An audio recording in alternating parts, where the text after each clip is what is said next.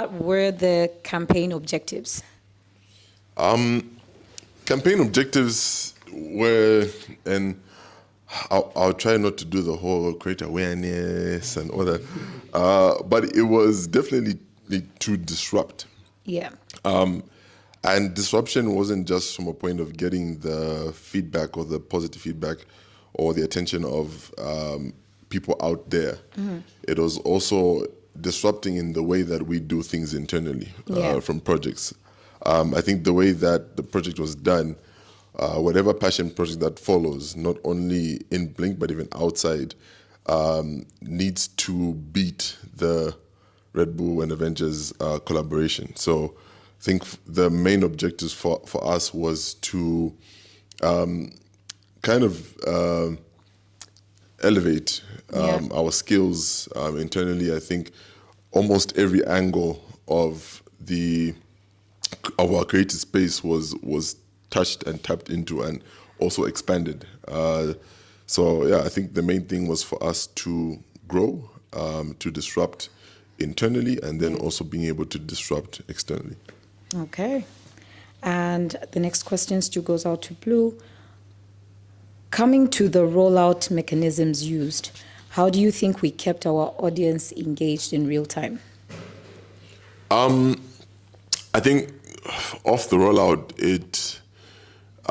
the digital plan was key. Yeah. I wish we reached a point where we actually had discussions around it, being able to print cans, but we know that finance wouldn't allow us to do it. Hi, Walia. But yeah, I think it was creating the content pillars and a content calendar that allows us to engage with the audience. And each one was being targeted towards a different channel. As much as it was digital, we knew that, okay, this one worked for TikTok, this worked for Instagram, this worked for Facebook, this worked for LinkedIn. So all that was planned of the different segments, the different audiences, but again, bringing it all into one particular project. So yeah, I think it was more as the pillars and also the deliberate content strategy that was put in. Yeah, and curating, making sure this goes into this works for this, but doesn't work for this. Yes, exactly. Okay, nice. Question still to you. What role did collaboration play in the success of this project? That's cross-team dynamics, late nights, etc., etc. Yeah, I think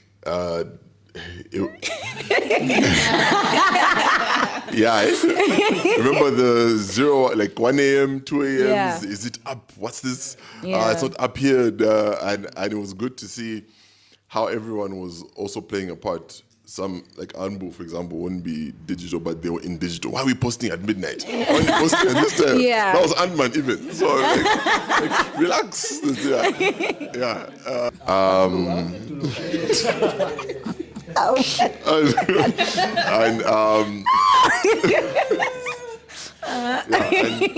And it was more or less what I saw also was not everyone was sticking to their job description in a way. You had people doing project management work, people going into digital going into Anbu.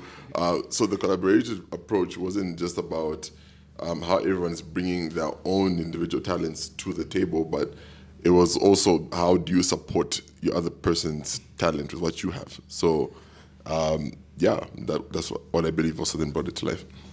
Did we get any kind of response or recognition from RedBull or Marvel? If so, how did we achieve this? Yes, we did. We did get a response. We got a retweet and comment from Black Widow on Twitter or X. And then RedBull RedBull liked our post, and they also liked our and they also liked our stories. So that was likes in our stories and in our posts. How we achieved it was constant tagging and collaboration. Even if they're not going to notice us and whatnot, we just kept tagging. To Blue's, just to echo what Blue said, Echo. He said keep tagging them until they block you. Yeah, so we kept tagging them. So if it's anything you're posting in the stories as well, you tag them, and also being intentional with who you're tagging. Yeah. So even on you go back to X, on each can, if we're posting for Black Widow, if we're posting for Hulk, you tag Hulk, you tag Thanos page and whatnot. So that in itself kind of opened doors for us to be noticed. Nice strategy. What was the most challenging part of the rollout? Did you have any issues around boosting, copyrights, or any approvals? The most challenging part about the rollout, I would say I would say the boosting part. Yeah. Because you would find the company card is declining, but there's money in the card. It's declining, and it has to go back to the policies. Yeah. That Meta has, that LinkedIn has. It was very difficult to, TikTok as well. With TikTok now, you have to like buy coins and whatnot for you to boost. So you have to buy coins before you boost it. So the most challenging part, I would say, is the boosting part of it. Yeah. And the copyrights part, we were ahead of it because we've had our own challenges before. So we knew that, okay, this is how we should post something if we want to boost it. So we didn't have challenges there. The carousel had the most reach and engagement. Yeah. Why it did well was everything was fine. It was very nice. The video was fine. But when it comes to the carousels, each person, like if you go to a can, you have enough time at your own time to look at the can, to study the can, to kind of just pick on what the can is, like the message it's sending. So the carousels did do well, and even with how we positioned them on Facebook. So on Facebook, each can had its own caption. Yeah. And the fact that even the carousels themselves were with the character, so you have the can and the character itself, and you have the caption, and that's where you find even people that, oh fine, I like Black Widow, so I'm going to comment on the Black Widow part. I like this, I like that. So it kind of, each character came out in the carousel, and I think that's why it did well. Lovely. All right. Next question.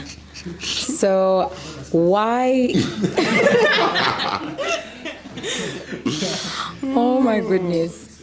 It's like sunset.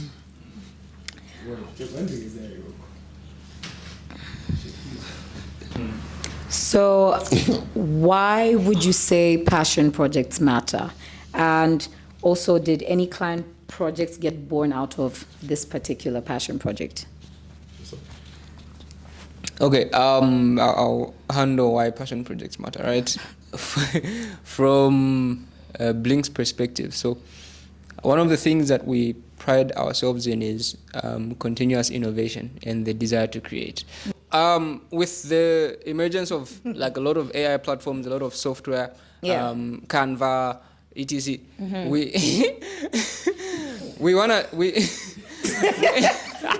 we can't jump right in and test all these platforms on client work. Yeah. We need like test subjects, but then our test subjects should be very intense. They should be actual like real life projects that we anticipate will come.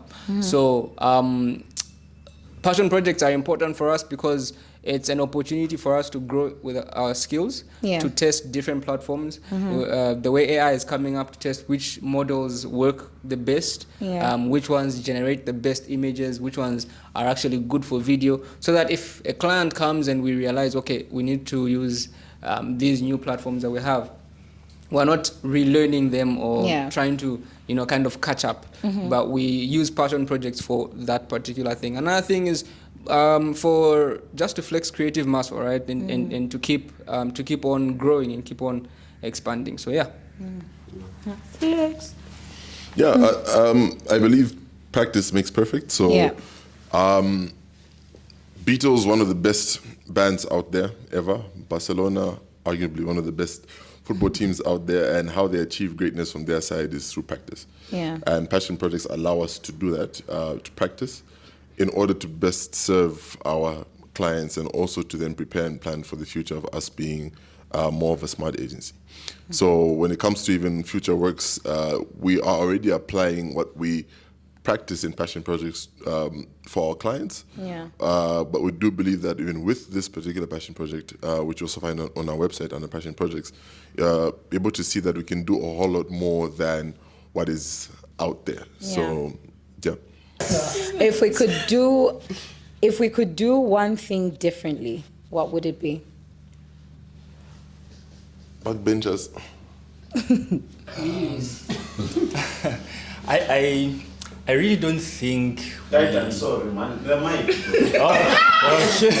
So we start again. No, that's Okay. I think we had enough time to execute this project, and I remember sitting with the guys and everyone and just talking like every day that came up during the course of the project, we would have a new idea being birthed. So I think we had enough time to reiterate over the ideas and refine, so that by the time the project was coming to its conclusion, we already executed as best as we could. Yeah. So I don't think there's much that we could go back and change. Yeah. Yeah. Okay. Anyone else with a different point of view or? Different. Okay. Next question. Which comment or audience reaction made you go, bam, we did that. We did that. We did that. It was interesting because Yeah. we were actually looking forward to that. Did you see the smashing? That one was really good. That one was really good. But my personal favorite was from Martin Lubinda, where he was like, "Oh, Echuma Thor every morning." Yeah. That one was really good because we were not expecting like that kind of a comment. Yeah. But it was it was really fun, and I think everyone had a personal favorite because it was posted on a lot of platforms. Oh yeah, time to smash. Yeah. Time to smash. Yeah. Time to smash in the morning. That was Wow. I'm like, yeah, but for me, I think the one that like really got to me was the one TK mentioned, the tweet, the X, I don't know, re-X, retweet. Yeah. The Black Widow one. Yeah. Yeah, for me that one. Yeah, no, that was really cool. Yeah. Got it. Yeah, they noticed. They noticed. Yeah. I think it was actually surprising for me to see that there was a lot of positive comments. I can't remember seeing any negative one. Yeah. Actually, which is rare in our space, the creative space. Yeah. Because everyone has got an opinion. Same way marketing and creativity is, it's like sex. Everyone thinks they're good at it. It's like, oh, so they've got their opinion. No, do it like this. Do it's possibly done like this. So for us, it was good to just see like, juice, credit. What skill or insight did each of you walk away with after this campaign? I think for me, in terms of skill specifically, I was really able to, while working on the project, kind of put down my PM hat for a second and really flex my copywriting muscle, which was also really fun. I think I got to tap into the creativity of it.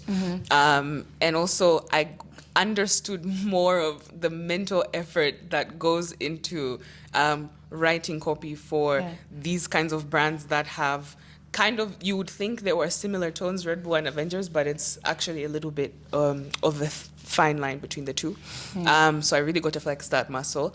In terms of insight, it was really interesting to see how a lot of effort actually goes into like huge brand collaborations. Like you see like the Jack Daniels and Coke and the Sprite and the vodka, and when we see it on the audience end, it feels like, oh, this was just an idea, and they sat down, they made the artwork, they did the copy, and it was done. So it was really cool to be like, from the beginning, this is actually how much work goes into it, but at the same time it was very enjoyable work. It was fun to do. I think those are the two for me. Yeah. Anybody else? Gray, you look like you're bursting with something to say. Yeah. You like to burst with something to say, no? Teamwork. Yeah. Teamwork makes the dream work, right? Yeah. So is collaboration. So I think for me, like the biggest takeaway was, I think we all embraced being a team player. We are all like team players.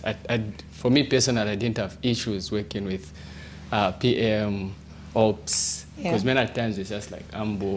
I didn't have issues working with so I think for me, like that's the biggest skill I think that we all embraced. We are all key players on the project.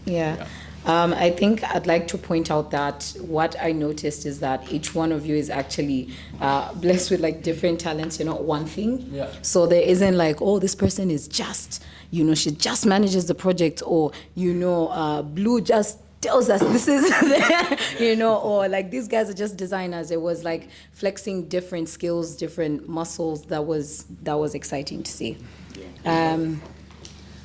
As project manager, how did you ensure the targets were met and things ran smoothly across teams? I think the approach was completely different from doing the client work. With client work, it's a lot more rigid, a lot more structured, in the sense, you get your contract, you get your agreement, and you get your quotation approved, and this is the literal scope of this, we do this, we do this many, we do it for this long if it's a video, if it's a motion. So there's literally a blueprint that's given to us, and my job as a project manager is kind of to help make sure that the blueprint actually executes literally like no missing elements. Like everything has to be done the way that we said it was going to be done. And that's when like the chaos comes, and even just for me, like my freakouts and my running to the bathroom and crying and having a heart attack, that whole comes from. Okay, some secrets.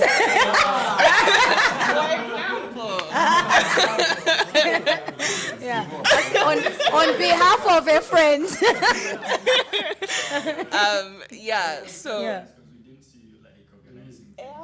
I was really just, I was chilling. So it was nice for this project specifically. The approach was very different because it was literally like we came together, threw a bunch of Legos on the floor and said, okay, how do we want to build this thing? And everybody had their input. We would put a piece on top and say, no, it doesn't work, let's just take it out. And that's fine. There's no crazy repercussion. There's no losing money. It was literally just, we are making sure that we make something we're all proud of, we're all happy with, and it's fun. So the approach was definitely different, but in the best way possible. All right. Fantastic. The next question is to Blue. What were the key objectives we set at the start of the campaign? Key objectives, I think for me, making it very simple, were to disrupt from an external point and also an internal point. And by that I mean, from an external point, being able to give the market something that is unique, something that drives conversation, something that also then you're able to then see the difference, being able to set us apart in terms of our capabilities. Yeah. Every agency has got their strengths and weaknesses, but us will also portraying what are our strengths, some of our strengths. Internally, it was also to upskill, to take the team to another level, to then make sure that the next passion project needs to be fire. And also the products that we also then do for our clients need to be fire. So this for us wasn't just about the noise and disruption, it's also about us being able to tap into different skills, platforms. I remember Shepard going back and forth, working on some form of motion graphic.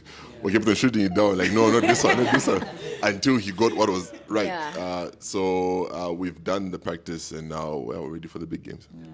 New skills unlocked. Okay. The next question goes out to everyone.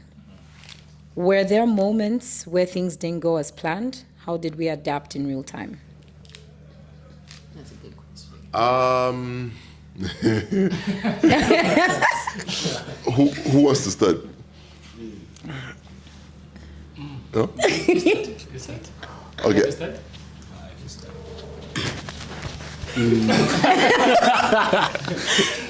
Okay, msikaza.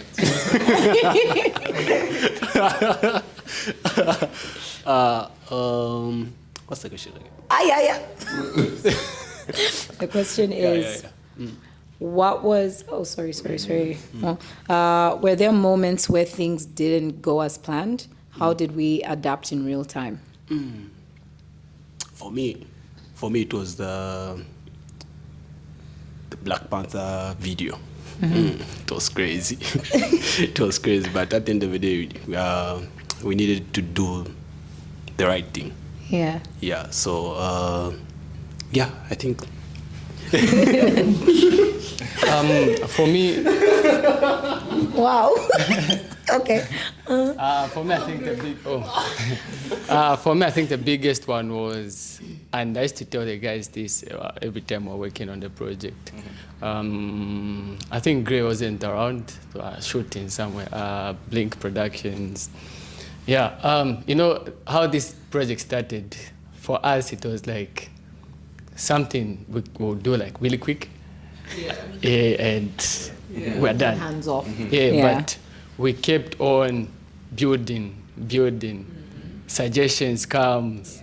So there was a plan at first, but it kept on changing, but not changing in a bad way again. In a more positive way. So we had the spot again. That came like my last minute. So no spot again. So you have to put the videos in the cans in the videos. Like, oh, that's not part of the plan, but it was good. It was good. Yeah. So for me, I think that was like the biggest change that you guys had to adapt. That I loved. Emphasis on the loved.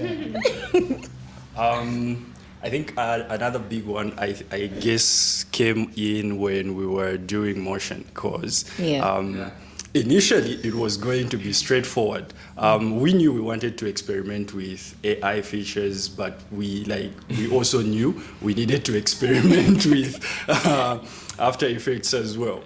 So we are done with the creatives now. Let's do motion, and then we go into AI, and then you're not getting the results that you want. I think at some point, Hulk had a vest on. At some point he had the jacket. A jacket. Spider-Man was missing a limb.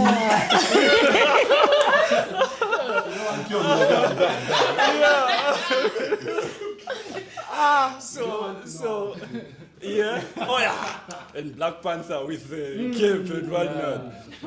So I guess a big it was interesting to see all those things happening, because it's AI and you still have to experiment and input the proper prompt. But yes, that wasn't going right, but we still had to keep on going and make sure that we get the best results. All right. The gun with the barrels facing That was interesting. No, but big shout out to the team. I think the team.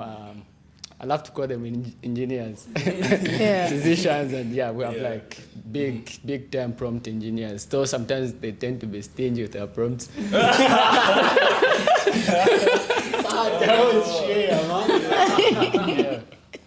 All right. So lastly, what's next for us when it comes to passion projects? Is this the start of something even bigger? Yes, it is the start of something bigger. And I think also it's preparation.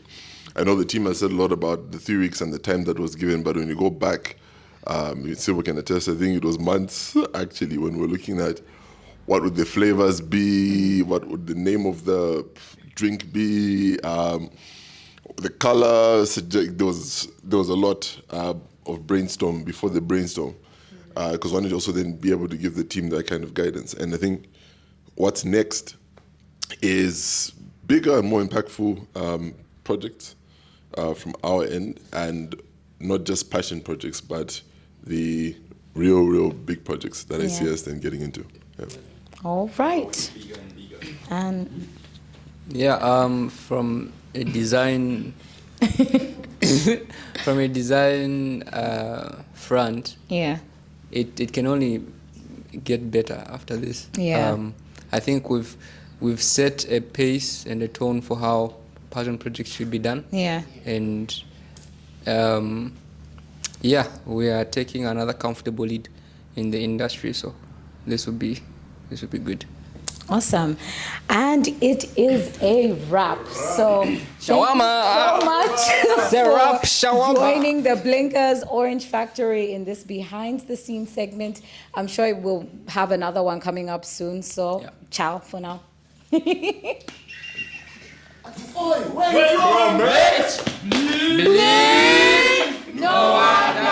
wonder.